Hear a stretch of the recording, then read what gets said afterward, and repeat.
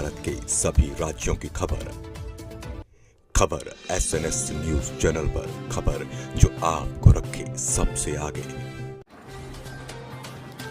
बैसाखी और खालसा साजना दिवस के अवसर पर मकसूदापुर गुरुद्वारे से बाबा प्रेम सिंह जी के नेतृत्व में विशाल नगर कीर्तन निकाला गया। यह यात्रा मकसूदापुर से शुरू होकर अजमतपुर, बंडा और बेलसंडा सहित विभिन्न गांवों से गुजरी।